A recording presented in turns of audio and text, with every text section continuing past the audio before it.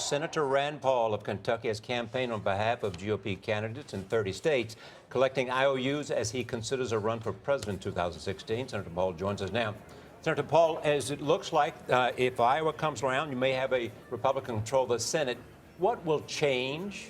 What will Republicans do to bring about the kind of America they want to see?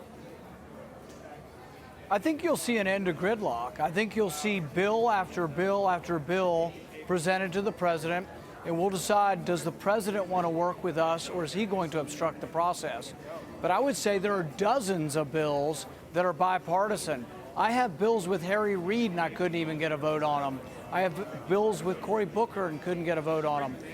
I think Mitch McConnell will get these things forward because he understands the only way to pass legislation in the Senate is to allow the minority party, and if that's the Democrats, we will allow them to have amendments, and we will allow them to have a say in the passage of the legislation. So what do you say to those who say this was a vote against President Obama? It was not a mandate for the Republicans.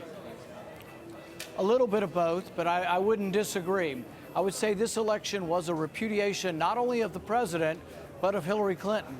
In my state, the Democrat candidate wouldn't even admit she voted for President Obama, but she proudly said she was a Clinton Democrat, and she got washed out. Same way in Arkansas. The Clintons, both of them, were there in Arkansas.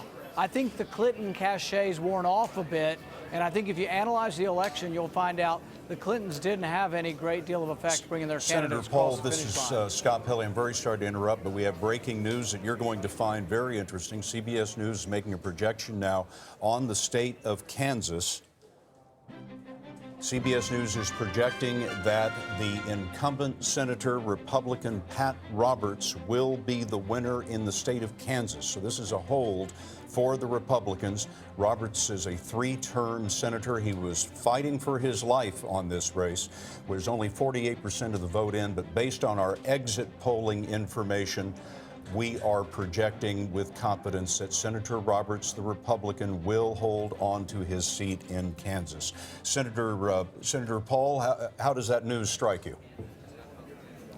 You know, I think that's good news. I was just out there visiting and campaigning with Senator Roberts, and it's a tough race he went through, but I think in the end, people decided they didn't want an independent that couldn't decide whether he was going to caucus with the Republicans or Democrats. I think a lot of people thought that he wasn't being completely honest with the public about his intentions.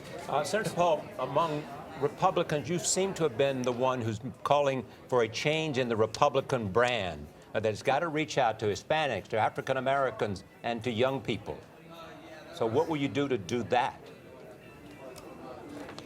You know, I think that for a long time, African Americans haven't said, oh, Republicans, I want to be a Republican. They just are turned off by, there's something about Republicans. And so I think we need to change that, because I don't think there's anything wrong with our policies. In fact, if you look at Detroit, I think Democrat policies have made things worse. Or if you look at the median household income right now for households that are led by African Americans, it's much worse under President Obama's policies. So I think we have something to offer, but there's this wall that separates us from African Americans, from some Hispanics, from some young people, some Asian Americans. So we do need to change our attitude and the way we present ourselves to attract new people to our party.